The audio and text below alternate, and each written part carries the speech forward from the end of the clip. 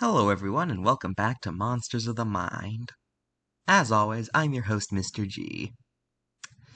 You know, peripheral vision is often something we take for granted.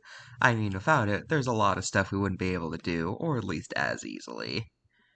However, there is one monster out there that seems to beg to differ. Considering how famous they are, and considering the title of this video, you probably already know what we're talking about today. Today, we're talking about the one-eyed giants known as Cyclopses. The word Cyclops means round eye, and they were a species. Whether they were good or bad depends on who you're talking about. They lived all throughout Greece, and they come from Greek mythology. Cyclopses were always portrayed as being giant humanoids, with their most defining characteristic being a single giant eyeball on their face. Within Greek mythology, there were two groups of Cyclopses. There were the original three Cyclopses, Bronte, Sterops, and Arges. These three Cyclopses were children of the primordial beings Gaia and Oranos. However, much like their siblings, the hundred-armed giants known as Hecatoncheires, Oranos was displeased by how ugly they were, so he tossed them into Tartarus.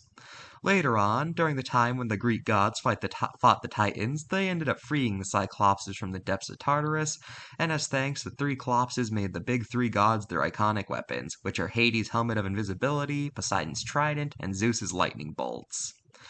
After the war ended, the Cyclopses worked inside of Mount Etna, along with the god of forge Hephaestus, where they continued to make weapons.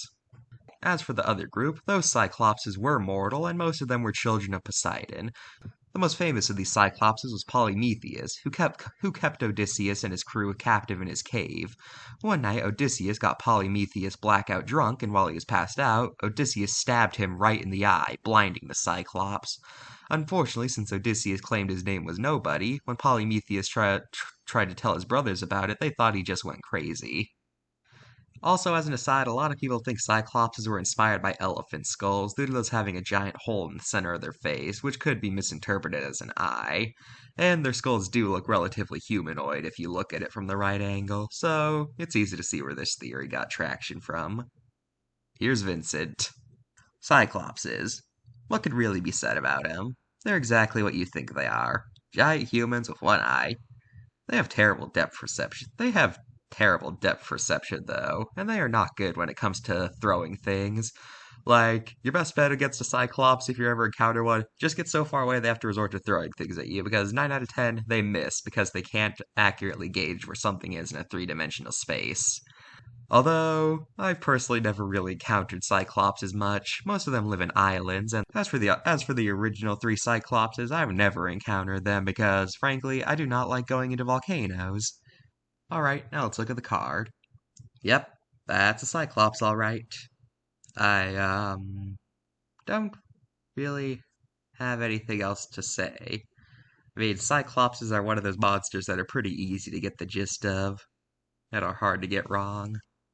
Something I don't like is that this card describes all Cyclopses as evil, which is a bit unfair. I mean, since as I said earlier, the original three Cyclopses helped overthrow the Titans and establish the Greek gods, and they gave them their weapons in order to fight off other evil beings. So is it really fair to call those guys evil just because some Cyclopses are evil? I don't know. I give this card a 9 out of 10. Now let's look at pop culture appearances of Cyclopses.